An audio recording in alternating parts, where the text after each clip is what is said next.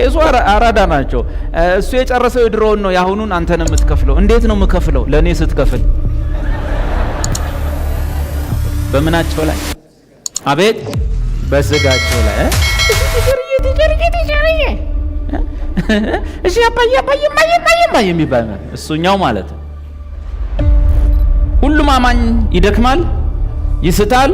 አፉ ጆሮ አይኑ ማይስታል። ለዚህ ቤት የማይስት የሞተ አንድ ሰው ይስታል አይደል? ይስታል። የማይቀጣ ከሆነ ዝም ብሎ በቃ እንደፈለገው ነው የሚኖረው፣ እንደፈለገ ነው። ግን ምንም አይሆንም፣ ምንም ቅጣት የለም። መጽሐፉን ይላል እማትቀጡ ከሆነ ዲቃላዎች እንጂ ልጆች አይደላችሁም። ስለዚህ ይሄ ቅጣት የሚያገኘው ማንም ብቻ ነው? የእግዚአብሔርን ልጆች ብቻ ነው። አንዳንድ ጊዜ እግዚአብሔር ታውቃላችሁ፣ ሕፃን ልጅ በ8 ቀኑ ይገረዛል እና ውይ አያሳዝንም? እግዚአብሔር እውነቱን ነው፣ ሳናቅ መገረዛችን። ወደ ሶስተኛው ፍርድ እንግባ። የመጀመሪያው ፍርድ ምንድን ነው? በአማኞች መጽሐፍ ቅዱስ ውስጥ ስንት አይነት ፍርዶች አሉ ነው? አጠቃላይ ትምህርቱ 5 አይነት ፍርዶች አሉ። አንዱ ፍርድ ከአንዱ ፍርድ ከተደበላለቀብን ብዙ መጽሐፍ ቅዱስ ሐሳቦች ይምታቱብናል። 5 አይነት ፍርዶች መኖራቸውን በምንድን የምናውቀው? እንዴ ዝም ብዬ ተነስቼ ነገ አንዱ ተነስቶ 7 አይነት ፍርዶች ብሎ ቢጀምርስ? 5 አይነት ፍርዶች ብቻ ናቸው እዚህ ውስጥ ያሉ ብዬ ለማለት ምን ያስፈልጋል? ፍርዶቹን 5 አይነት ለመሆናቸው መለያ መስፈሪያዎች ያስፈልጉናል። ስለዚህ አንድ ፍርድ ከአንድ ፍርድ የሚለያይበት መስፈሪያዎች ደግሞ አየን። መስፈሪያዎቹ ምንድን ናቸው? አንዱን ፍርድ ከአንዱ ፍርድ ምን ለይበት? መጽሐፍ ቅዱሳችን ውስጥ ስለ ፍርድ የተጻፈ ቃል ስናነብ 5 ጥያቄዎችን ማንሳት። በዛ ቦታ ላይ አንደኛ ፍርዱ የሚፈጸመው ማን ላይ ነው? እዚህ ቦታ ማነበው ቦታ ላይ ማን ላይ ነው ፍርዱ የሚፈጸመው? ማንነት፣ ፍርዱ የሚፈጸምበት ማንነት። ሁለተኛው ስታነብ ይፈረዳል፣ ፍርድ ተፈረደ፣ ሊፈረድ ነው የሚል ስታነብ ሁለተኛ መለኪያው ምንድን ነው? አንደኛ ፍርዱ የሚፈጸመው ማን ላይ ነው? ማንነት። ሁለተኛ ፍርዱ የሚፈጸምበት ምክንያቱ ምንድን ነው? ምንድን ነው ምክንያቱ?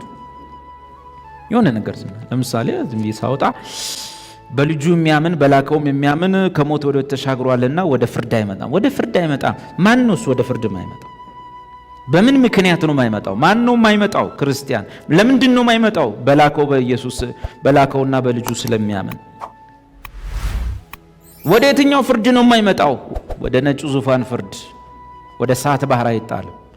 ሌላ ቦታ ደግሞ አነበብኩኝ። ሌላ ቦታ ሳነብ እግዚአብሔር የፍርድ ቀን አዘጋጅቷል፣ በዛን ቀን ደግሞ ይፈረድባቸዋል ይላል። እነማን ናቸው የሚፈረድባቸው? እነማን ናቸው? ማን ነው እዛ ቦታ ላይ ጻፈው? ስለ ፍርድ የጻፈው አንደኛው እሱ ነው። ማን ነው? ሁለተኛው ፍርዱ የሚፈጸምበት ምክንያቱ ምንድን ነው? ምክንያቱ ምንድን ነው? በእኔ የሚያምን የዘላለም ሕይወት አለው፣ በእኔ የማያምን ግን ይፈረድበታል አለ። ማን ነው የሚፈረድበት? የማያምን። ለምንድን ነው የሚፈረድበት ምክንያት ንገሩኝ። በእኔ ስለማያምን አለ ኢየሱስ። መቼ ነው የሚፈረድበት? እዛው ተጽፏል።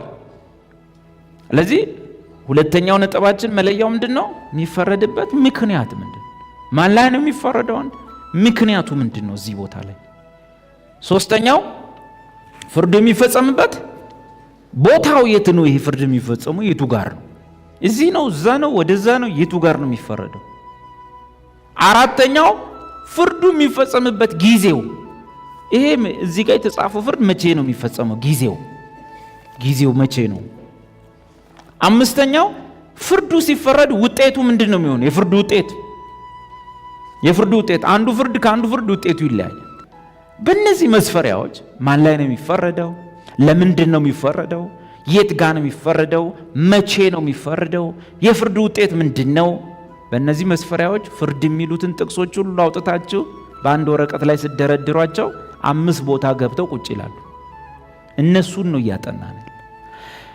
በእነዚህ መስፈሪያዎች መሰረት መጽሐፍ ቅዱሳችን ውስጥ የመጀመሪያው ፍርድ በአማኞች ኃጢአት ላይ፣ በአማኞች የዕድሜ ዘመናቸው ኃጢአት ላይ ፍርድ ተፈጽሟል። በማን ላይ ነው ፍርዱ የተፈጸመው? መለኪያዎቹ እነዚህ ናቸው። በማን ላይ? በአማኞች ኃጢአት ላይ ወይንም በአማኞች የዕድሜ ዘመን ኃጢአት የባለፈው ፓስት ፕሬዘንት ፊውቸር የባለፈው የዛሬውና የሚመጣው ኃጢአት መተላለፍ በደል ላይ ፍርድ ተፈጽሟል። ለዚህ ነው ዮሐንስ ላይ በእኔ የሚያምን ከሞት ወደ ስለተሻገረ ወደ ፍርድ አይመጣም። ወደ ፍርድ አይመጣም። ለምን ሳይፈረድ ቀርቶ ኧረ ተፈርዶ ስላለቀ። ስለዚህ የመጀመሪያው ፍርድ በአማኞች የዕድሜ ዘመን ኃጢአት ላይ ፍርድ ተፈጽሟል። የዕድሜ ዘመን ኃጢአት የምትለውን ፓስተሩና ወንጌላዊ ብቻ የሚንሾካሾካት ነች፣ ለህዝቡ ማትነገር ነች።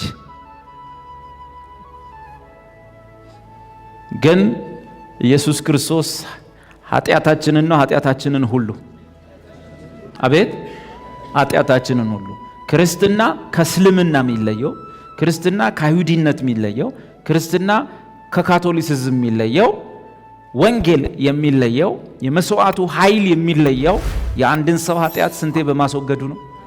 አንድ ጊዜ በማስወገድ ነው እንጂ ነገ ለምስተው ኢየሱስ ከእንደገና ሲያስወግዱልን አይውልም። ለዕድሜ ዘመን ኃጢአት ስንት መስዋዕት ቀርቧል ይላል። አንድ ጊዜ ባቀረበው መስዋዕት የቀደሳቸውን ሁሉ የዘላለም ፍጹማን አድርጓቸዋልና ከዚህ በኋላ ለኃጢአት ስርየት የሚቀርብ ምንም መስዋዕት የለም፣ አለቀ።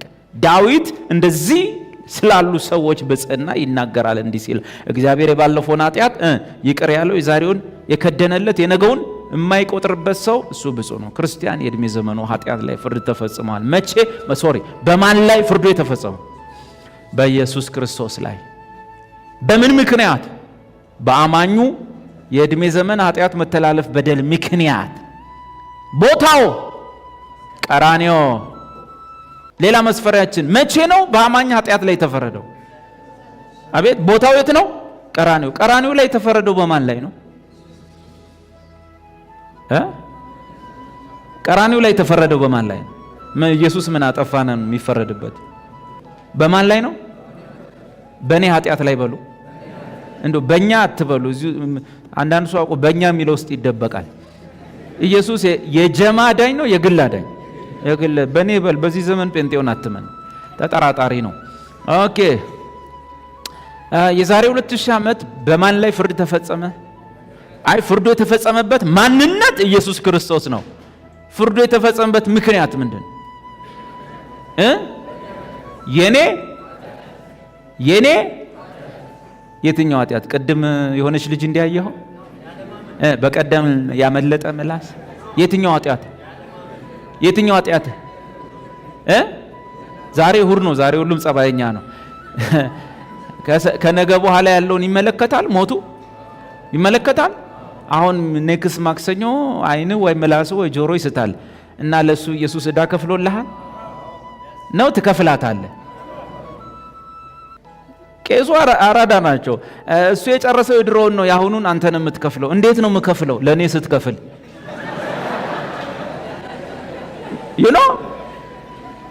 ኢየሱስ ምንድን ነው ያለው? ይቀራል ብሎ ሞተ ወይስ ተፈጸመ? ቴቴሌስታይ ብሎ ሞተ። ተፈጸመ። it is finished። ከዚህ በኋላ አማኝ ለኃጢአቱ የሚከፍለው ምንም ነገር የለውም። አንድ ያስወገደላቸውን የዘላለም ፍጹማን አድርጓቸዋል። ዛሬ ይሄ ከበዳችሁ፣ ነገ ፓስተራችሁ በጎን ሲሰብክ ታምናላችሁ። ያኔ ከማመን ግን አሁን ማመን ይሻላል። ይሄን ይመስላል። ኢየሱስ 100% ያድናል። ኢየሱስ 99.9% አያድንም። ኢየሱስ 100% ያድናል። ኢየሱስ ያድናል የምንለው ኦርቶዶክስ ስናይ አይደለም፣ ጴንጤም ስናይ። ኢየሱስ ስንት ፐርሰንት ያድናል? 100% ያድናል። ክብር ለእርሱ ይሁን፣ ክብር ለአባቱ ይሁን። አሜን። እና ወገኖቼ መቼ ነው ፍርዱ የተፈጸመው? የዛሬ 2000 ዓመት። በምን ላይ? በአማኞች ኃጢአት ላይ ምን ተፈጽሟል? ፍርድ። መቼ? በ30 ዓመተ ምህረት የዛሬ 2000 ዓመት። የፍርዱ ውጤት ምንድን ነው? የፍርዱ ውጤት መገምገሚያችን እሱ ነው። ፍርዱን ከፍርድ ምን ላይ?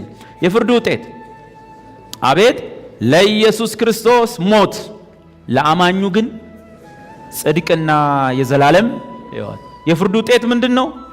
ለኢየሱስ ሞት፣ ለአማኙ ጽድቅና የዘላለም ሕይወት። ኃጢአቴ ላይ ተፈርዷል በሉ። የሞተው በሉ በራሱ ምክንያት አይደለም። አንዱ ስለ ሁሉ ሞተ፣ እንኪያስ ሁሉም ሞቱ ተገድያለሁ በሉ። በኃጢአቴ ምክንያት ሂሳቤን ቀምሻለሁ፣ ተሰቅያለሁ፣ ሞቻለሁ፣ ተገድያለሁ። አንዱ በሉ ስለኔ ገባ። አሜን። መጽሐፍ ነው የሚለው። መጽሐፍ ምን ይላል?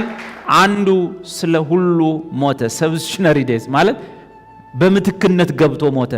እና እንዴት ተቆጠረ ሲባል እነሱ ሞተዋል ተባለ። ዴቭ ሞቷል፣ በኃጢአቱ ሂሳቡን ቀምሷል። አንጠልጥየዋለሁ፣ ሰቅየዋለሁ፣ እንጨት ላይ እርቃኑን አዋርጀዋለሁ። አሁን ቁጣዬ በርዷል። አንዱ ስለ ስንቱ? ስለ ሁሉ ሞተ። እንኪያስ ሁሉም ጳውሎስ ምን አለ? እንኪያስ ሁሉም ምን ሆኑ? ሞቱ። ተገድያለሁ በሉ። በሌለሁበት አቅም እንደሌለኝ ስለታወቀ በሌለሁበት ተገድያለሁ። አንዳንድ ጊዜ እግዚአብሔር ታውቃላችሁ፣ ሕፃን ልጅ በ8 ቀኑ ይገረዛልና ውይ አያሳዝንም? እንዴ እግዚአብሔር እውነቱን ነው። ሳናቅ መገረዛችሁ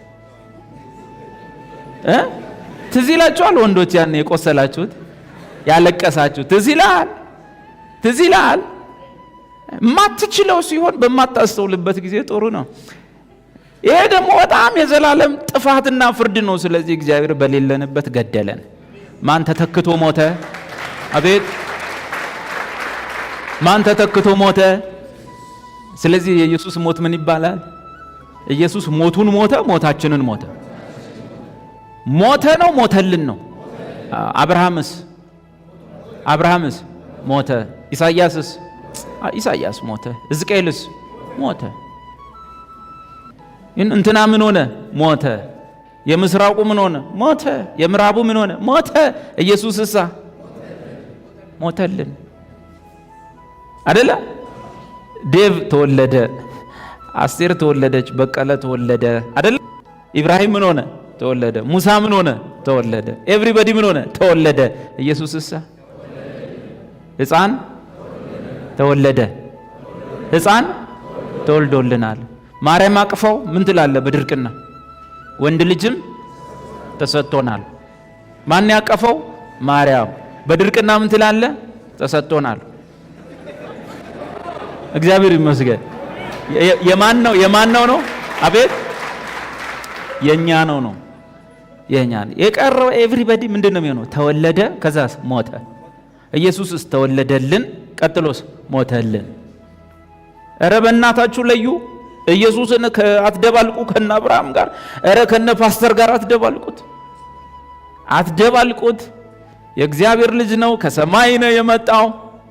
ስለኛ ተወለደ፣ ስለኛ ኖረ፣ ስለኛ ሞተ፣ ስለኛ ከሙታን ተነሳ፣ ስለኛ በቀኙ ተቀመጠ፣ ስለኛ በክብር ይመጣል፣ ከኛ ጋር ይነግሳል። መጽሐፍ ነው የሚለው። ኢየሱስ ሁሉ ነገሩ ስለማን ነው? ስለኛ ነው። ይሄ መጀመሪያው ፍርድ ነው። ክብር ኢየሱስን ለሰጠን ለአባቱ ይሁን፣ መጽሐፍ እንደሚል ማለት።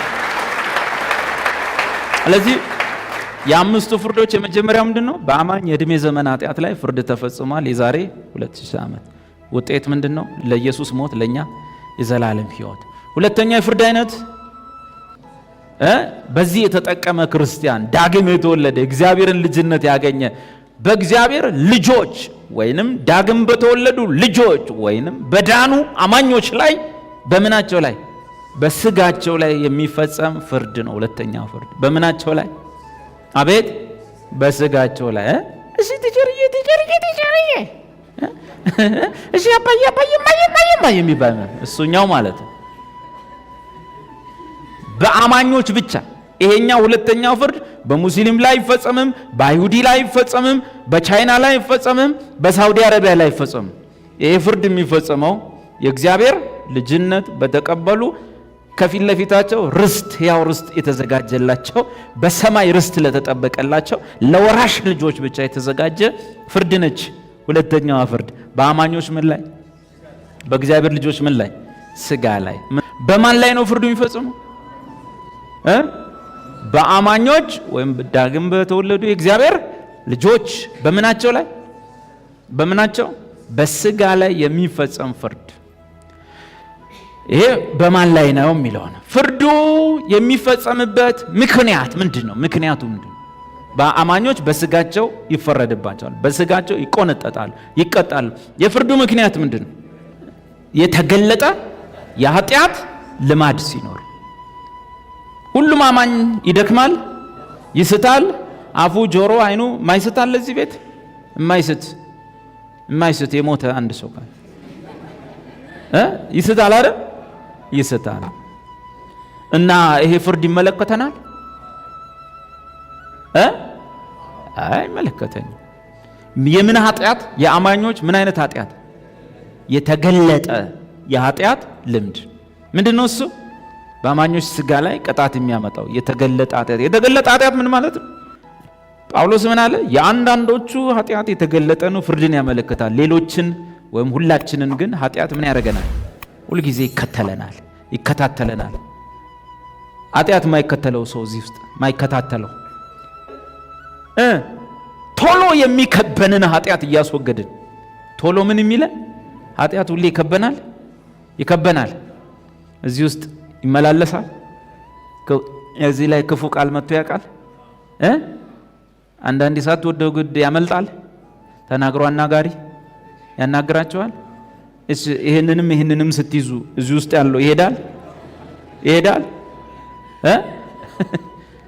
አንዳንድ ሰው ሙሉ ሰውነቱን ሸፍኖችን ብቻ ሲከፍት እንዴ ዋናው እኮ ይሄኛውን የሚያስገባው እንደውም ሙሉውን ከፍተው ይሄን ብትይዘው ይሻላል። አንዳንድ እንግዲህ ሰው ይሞክራል እንዲህ ሲያረግ ይሞክራል። ሰው ሞካሪ ነው ሁሉ ጊዜ፣ ግን አንድም ቀን ተሳክቶለት የማያውቅ ነው። ሁሌ በኃጢአት ይፈተናል። ክርስትና ደስ የሚለኝ የመጀመሪያው ነገር እውነቱን ተናግሮ ነፃ ማውጣቱ። አያባብልም። አንዳንዶች ናቸው እንጂ የሚመኙ እኮ ብዙዎች አይመኙ። አሁን ሼኩ አይመኙ፣ ጳጳሱ አይመኙ፣ ፓስተሩ እኮ ምንም ተመኝቶ። መጽሐፍ ቅዱስ ኤቭሪባዲ ይመኛል። ምንም አባ መሸወድ የለም፣ ይመኛሉ። ፓስተር ምንም በቃ አካኪ ዘራፍ የለም፣ ላበላቦ ነው መገለባበጥ የለም። ያመልጣል። በቃ መጽሐፍ ነው የሚለው። ምንም መሻወድ የለም፣ ማንጀብ የለም። እዛ ጋር ሆኖም እንዲህ ብለው ቢቆሙ እዚህም ጋር መጥቶ ዛሬ ንጸል ያለን ሃሌሉያ ራላማ ሻሳንታና ማክራ ትላንት ጌታ ይናገረኝ ነበር። እና ማን ነው ታዲያ እህቶችን የሸወደ ያለው? ማን ነው ገንዘብ እየዘረፈ ያለው? ማን ነው ዘይት የሚነግደው? ጌታ ተናገረኝ ካልክ በኋላ አይደል እንደ ብራችን የምትቀበለው? የሌባ መንጋ ያለው ጴንጤ ቸርች ውስጥ አይደል እንዴ?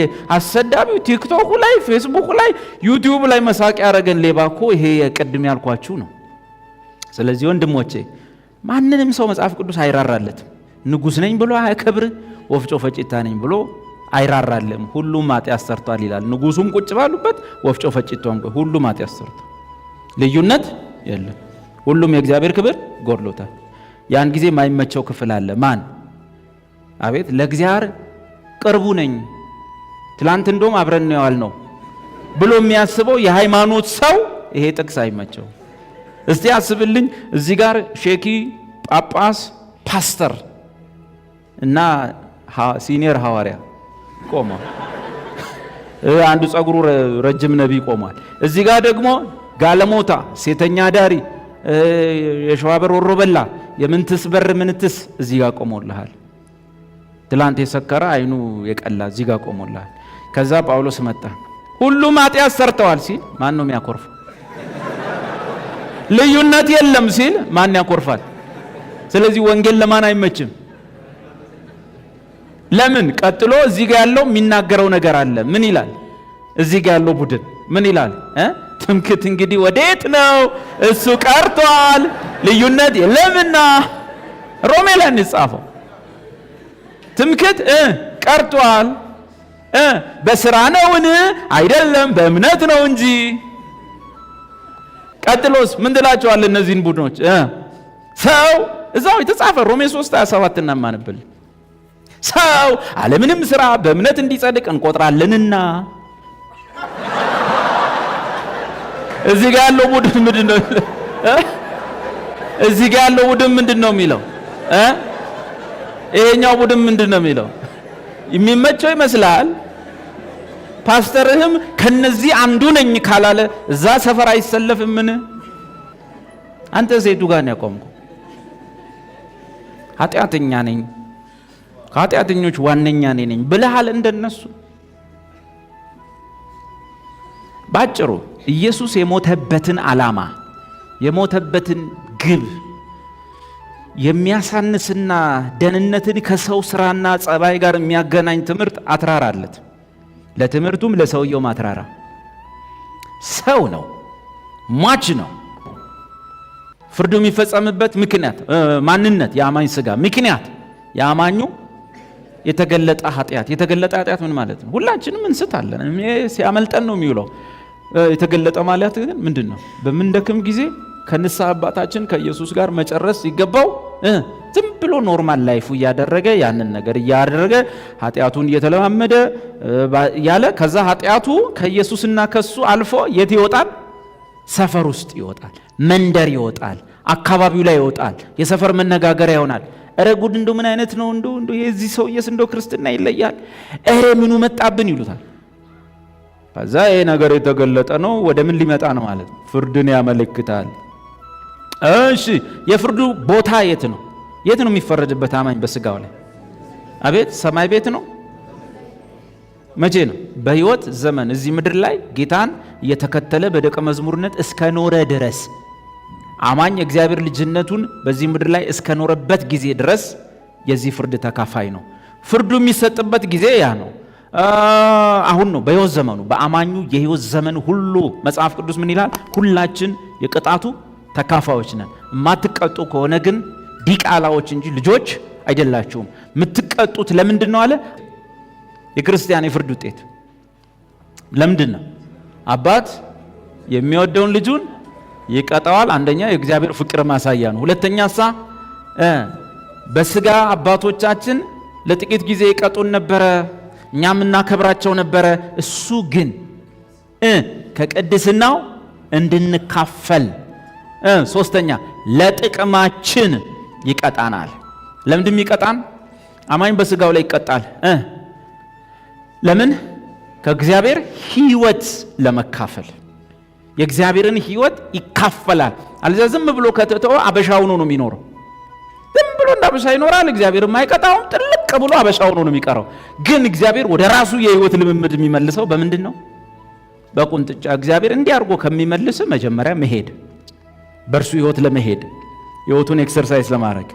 ግን በጣም ገስግሰ በጣም ርቀት ስትሄድ በሰፈርኛ ጸባይ ስትሄድ የሚመልስ እንደዛ አርጎ ነው ማለት ነው። እና ከቅድስናው እንድንካፈል ሶስተኛ ለምናችን ለጥቅማችን ይቀጣናል። ከቅድስናው እንድንካፈል። የቅጣቱ አይነትስ አማኝ በምን ስጋው ላይ የሚቀጣው ቁንጥጫው ምን አይነት ነው? ልጄ ሆይ እግዚአብሔር በቀጣህ ጊዜ ተስፋ አትቁረጥ። እግዚአብሔር በሚገስጽም ጊዜ አትድከም፣ ተስፋ አትቁረጥ። እግዚአብሔር የሚወደውን ይቀጣል፣ አባት የሚወደውን ይቀጣዋልና። መልሱልኝ እስቲ የቅጣቱ አይነት በስጋ ከመጽሐፍ ቅዱስ መውሰድ እኮ። ለምሳሌ አንደኛ ቆሮንቶስ 5 ላይ ያለው ወንድማችን ምን ሆነ? የተገለጠ ኃጢአት ሰራ። ምን? የቆሮንቶስ ከተማ መነጋገሪያ ሆነ። ምን አደረገ? የአባቱን ሚስት አገባ። ቸርች ኮራ ብሎ መምጣት ጀመረ። አባትየው እዛ ጥግ ቆመው ሚስታቸውን የድሮ ሚስታቸውን ያሉ ማን አግብቶባቸው ልጃቸው ቀምቷቸው። ፕሮግራም ሲጀመር ሶስቱም ምን ይናገራሉ? ልሳን ይናገራሉ።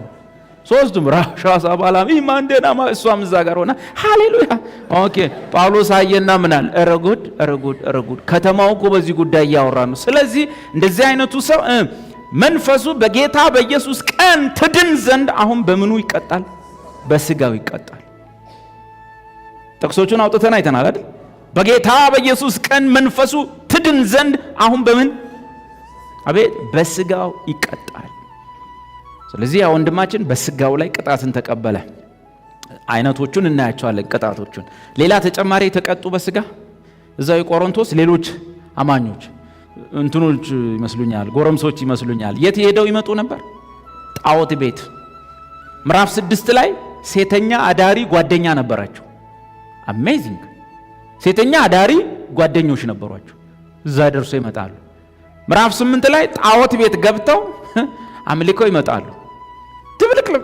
ጳውሎስ ምን አለ? ጌታን አግኝታችኋል፣ ኢየሱስ ክርስቶስን ስላመናችሁ የጸጋ ስጦታ ሁሉ አንዳች አልጎደለባችሁም፣ ግን አስተማሪዎች ስለሌሏችሁ ሕፃናቶች ናችሁ፣ በአእምሮ ሕፃናቶች ናችሁ። ስለዚህ አባት የሚወደውን ልጁን ደግሞ ምን ያደርጋል? ይቀጣል። ስለዚህ ቅጣት ተፈጸመ። ምን? ስለዚህ ከእናንተ መካከል ወደፊት ከሚጠፋው ዓለም ጋር ስለማይፈረድብን አሁን በጌታ እንገሰጻለን። በደም ስሙ። ከሚጠፋው ዓለም ጋር ኢየሱስን ባለማመን ከሚጠፋው ዓለም ጋር ስለማይፈረድብን አሁን በጌታ ምን እንሆናለን? እንገሰጻለን። ለዚህ መጨረሻ ዘመን ላይ ነው ፍርዱ የሚታወቀው ብሎ ነገር በክርስትና የለም። መዳን መቼ ነው? አሁን ነው። እና ደግሞ ወደፊት ስለማይፈረድብህ አሁን ዝም አትባልም። ዝም ብለህ ፈንጂ ወረዳ ውስጥ እየሮጥክ ስትገባ እግዚአብሔር ይመልስሃል። ድናሃል፣ ከሕግ ነፃነ፣ ከሙሴ ነፃነ፣ ዘላለም ሕይወት አግኝተሃል። አሁን ዝም ብለህ ሮጥ አይልም እግዚአብሔር። ተመለስ፣ ከዛ በላይ አትሂድ ይልሃል። በቃ እስከዛ ፈቅጄልሃለሁ። ኧረ እግዚአብሔር ሆይ ሃሌሉያ፣ ተመለስ። ከዛ ምን? አባት የሚወደውን ልጁን ይቀጠዋል፣ የሚቀበለውንም ልጁን ይገርፈዋል። ዞር በል ይገርፈዋል። ከዛስ ምን ይላል? ቅጣት ደግሞ ለጊዜው ደስ አይልም አለ መጽሐፉ ነው የሚለው። ዕብራውያን ይህን ሁሉ ሳምንት ጥቅሱን አውጥተን ስላየ ቅጣት ለጊዜው ደስ አይልም፣ ነገር ግን ለለመዱት ሰዎች አያድርገው እግዚአብሔር። ቅጣት አያለማምደን፣ ግን ለለመዱት ሰዎች ይላል። የሚለምዱ አሉ ማለት ይህን ነገር የሚለመዱ ለለመዱት ግን ጽድቅን እሱንም ሰላምን ያመጣላቸው። ሸት ሲደረብ በቃ እቺ ነገር ወደ እግዚአብሔር፣ ከዛ ሰላማቸው ይመለሳል፣ ዋስትና ያገኛሉ። እና ቅጣት ሁሉ ለጊዜው የሚያሳዝን እንጂ ደስ የሚያሰኝ አይመስልም ይላል። የሚያሳዝን የሚለውን እንግሊዘኛው for the time being no discipline brings joy but seems sad and painful ነው የሚለው። ፔንፉል ታውቃላችሁ? ፔንፉል እናውቃለን። ቲቸር ሲቆነጥጡን የሚሰማን ነገር ደስ አይልም አይደል? በእኛ ዘመንማ ሕግም ስርዓትም የለ። አስተማሪ ብግ እስክሪፕቶ እዚህ አድርገው እንደዚህ ተቀጣቸዋል። እኛ እኮ እንዲህ ሁሉ ሆነን ያደግን። ብግ እስክሪፕቶ አስገብተው እንዲያርገው አጣብቀው ቲቸርዬ ባውራ ጣት ስትቆም ነው የሚለው እኮ። ያማል ማለት ፔንፉል ነው።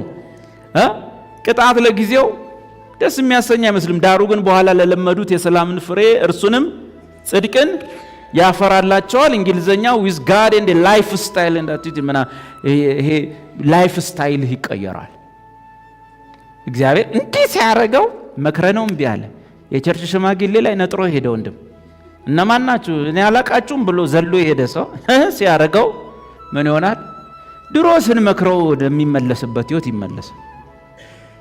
አንዳንዱ በሰላም ይመለሳል፣ አንዳንዱ ግን ምን አድርጎ ቀምሶ። አባት እንደዛ የሚያደርገው ለምንድን ነው? ይሄን ልጅ ስለሚጠላው ነው። ምን ስለሚያደርግ? እሺ የዚህ ቅጣት አሁን በተገለጠ የኃጢአት ልማድ እዚህ ውስጥ ብንኖር ስንቶቻችን ነው የምንቀጣው? የሚኖር ሰው ቢኖር እዚህ ውስጥ ወይም ያንዳንዱ እንደዚህ ቢኖር ማን ነው የሚቀጣው? እግዚአብሔር የሚተወው አለ? ሁሉንም ነው። መጽሐፍ ምን ይላል? ሁሉም የቅጣቱ ተካፋይ ነው። እሷን ቅጣት ላለመቀጣት ምን መሆን ነው መፍትሄው? በተገለጠ የኃጢአት ልማድ ወይም ልምምድ አለመኖር። ምን መሆን ነው? በዕለቷ ድካም በየጊዜው ወረድ እያልክ ስትሄድ ሰፈረኛ ቀበሌኛ የሆንክ ስትመጣ ምን መሆን? ኧረ ጌታ ሆይ ምንና ምን ስጠኝ። የኃጢአት ስርየት ነው። ስርየት አለ እንዴ? ከዚህ በኋላ ተፈጽሟል፣ ድነናል፣ መስቀል ላይ አልቋል። ታዲያ ምንድን ነው ከዚህ ጉድ የምወጣበት? ምህረትና ጸጋ። ኦኬ ምህረትና ጸጋ ስጠን ስንለው ከዛ ነገር ምን እንሆናለን? አቤት እንወጣለን፣ አቅም ይሰጠናል። ምህረትና ጸጋህን አልፈልግም፣ ትንሽ ልዝናና፣ ትንሽ ቆይና ወደፊት ትሰጠኛለህ፣ አሁን ግን ትንሽ በሸነና ልበል ካልክ ምንድን ነው? ምህረትና ጸጋ ትቀበልም? አዎ በቃ ጅራፍ ትቀበላል። አባት የሚወደውን ልጁን ምን ያደርጋል?